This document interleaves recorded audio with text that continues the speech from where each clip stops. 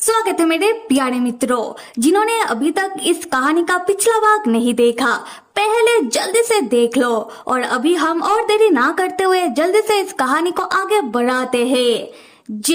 जब जाओ चिऊ को गिरने से बचाता है तब वो दोनों बहुत ही करीब आ जाते हैं। जाओ चिऊ तब चौंक जाता है और तुरंत हटता हुआ जैसे कहता है कि मैं ठीक हूँ। उसके बाद जाओ चिऊ जाकर बिस्तर में बैठ जाता है।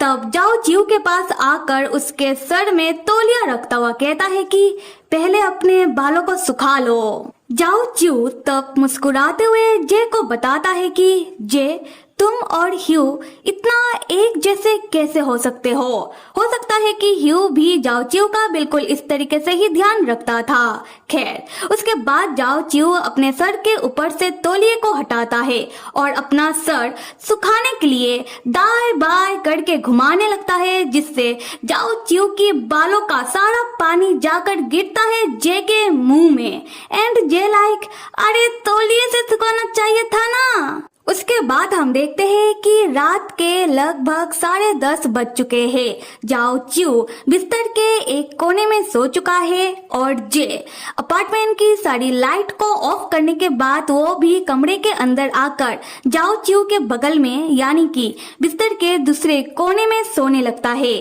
पर जे को नींद नहीं आ रहा था। तब करवट बदलते हुए मन में सोचने लगता है कि पूरे एक दिन बीत चुका है, क्या किसी ने नोटिस किया होगा कि जे गायब है। उसके बाद जे सोचने लगता है कि क्या इसी जगह में ह्यू भी सोता होगा जाओ चिऊ के साथ। ये सोचते हुए जे जाओ चिऊ की ओर देखता है। तब जाओ चिऊ भी अपनी बड़ी बड़ी आंखों से जे को ही देख रहा होता है।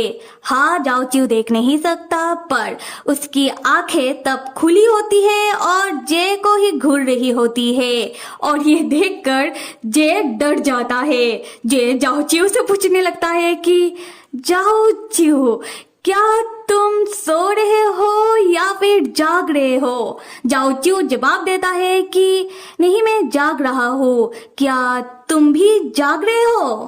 फिर जाओ चिऊ जैसे कहने लगता है कि असल में मैं इस अपार्टमेंट की सिक्योरिटी सिस्टम के बारे में सोच रहा था कि प्रोग्राम को कैसे पता नहीं चला कि तुम ह्यू नहीं हो बल्कि कोई और हो, क्योंकि जैसा कि तुमने बताया कि सामने का दरवाजा का जो फ्लोर है वो बाकियों से अलग है और उसी फ्लोर के नीचे है सेंसर प्रेशर डिवाइस। और जब तुम सामने के दरवाजे से अंदर आए और तुम्हारा पैर उस फ्लोर में पड़ा, तभी प्रोग्राम को समझ में आ जाना चाहिए था कि ह्यू नहीं है बल्कि कोई और आया है। और इसका मतलब ये निकलता है कि प्रोग्राम को पहले से ही पता था कि तुम ह्यू नहीं हो। क्या कुछ समझे?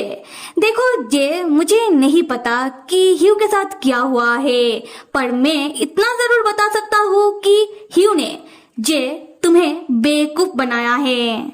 जाओ चिऊ की बातों को ध्यान से सुनने के बाद जवाब देता है कि हाँ, मुझे पता है, फिर भी मैं ह्यू का शुक्रगुजार हूँ क्योंकि उसने मुझे यहाँ का ब्लूप्रिंट दिया है।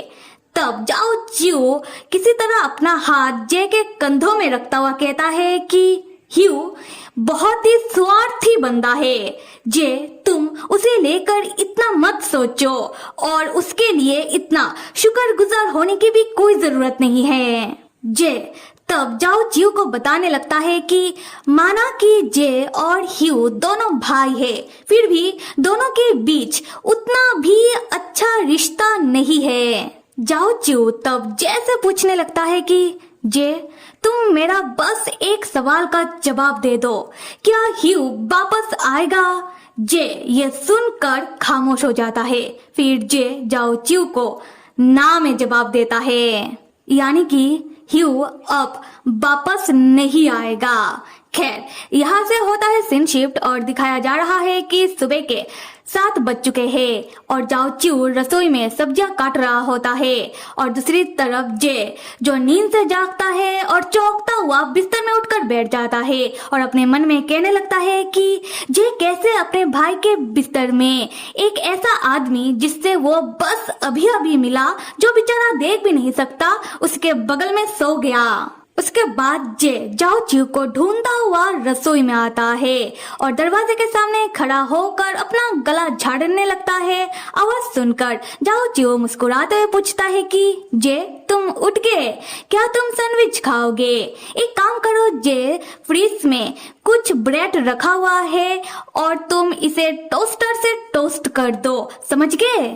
दूसरी तरफ जे जो जाओ चिऊ को सब्जी काटता हुआ देखकर दंग रह जाता है कि कैसे एक आदमी जो देख नहीं सकता पर अच्छी तरीके से छुरी चला लेता है, यानी कि छुरी से सब्जियां काट रहा होता है, जिससे जाओ चिऊ को चोट भी लग सकता है। खैर, जे को इतना खामोश देखकर जाओ चिऊ पूछने लगता है कि क्या हुआ जे? हाँ, क्या तुम्हें अभी ये भी नहीं पता कि टोस्टर क्या होता है? जे तब जाओ चिऊ के करीब आता है और उसके हाथों से छुरी लेता हुआ कहता है कि हाँ पता है मुझे, टोस्टर से ब्रेड को गर्म किया जाता है और अभी इन सब्जियों को मैं काटूंगा। जाओ चिऊ कहता है कि कल जो तुमने नूडल बनाया था, मुझे दोबारा तुम्हारे हाथों का वही नूडल नहीं खाना, क्योंकि खुद तो तुमने ज्यादा खाया नहीं था और सब कुछ मुझे ही खाना पड़ा था।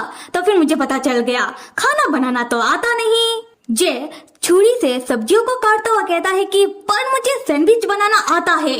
जाओ चिऊ तब अपने दोनों हाथों में 2 टमाटर पकड़ता है और बहुत ही अजीब तरीके से मुस्कुराता हुआ कहता है कि क्या सच में? तो फिर बताओ इनमें से कौन सा टमाटर खाने लायक है और कौन सा नहीं?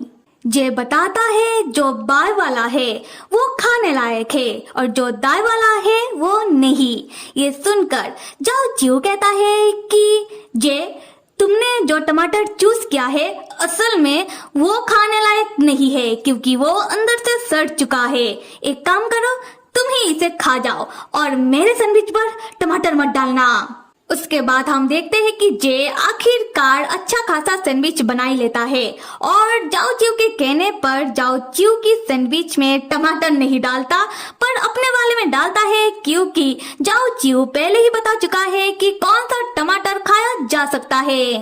खैर, फिर जाओ चिऊ और जे सैंडविच खा रहे होते हैं और जाओ चिऊ बता रहा होता है कि जब जाओ चिऊ कॉलेज में पढ़ता था और हॉस्टल में रहता था, तब जाओ चिऊ के हॉस्टल के सारे दोस्त जाओ चिऊ की हाथों का खाना खाने के लिए उतावला हो जाते थे। जाओ चिऊ कह रहा होता है कि जाओ चिऊ अभी देख नहीं सकता, फिर भी जाओ चिऊ अभी भी अच्छा खाना बना सकता है।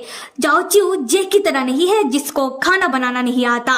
ये सुनकर जे अपने मन में कह रहा होता है कि समझ नहीं आ रहा कि ये बंदा खुद का तारीफ कर रहा है या फिर मेरी बुराई। खैर, खाना खाते हुए जाओ चिऊ के बाल बार बार उसके मुंह में आ रहे थे और जाओ चिऊ के बाल में खाना भी लग रहा था। ये देखकर जे अपने हाथों से जाओ चिऊ के बालों को साइड करता हुआ कहता है कि जाओ चिऊ तुम्हें अपना हेयर कट करना चाहिए, क्योंकि तुम्हारे बालों में खाना लग रहा है। ये सुनकर जाओ चिऊ जे को बताने लगता है कि ह्यू ने जब से जाओ चिऊ को इस अपार्टमेंट में कैद किया है तब से जाओ चिऊ ने अपना हेयर कट नहीं किया। तो फिर मेरे प्यारे मित्रों, कहानी को आगे देखने के लिए लाइक, सब्सक्राइब और कमेंट में बताओ। Till then stay with me and see you.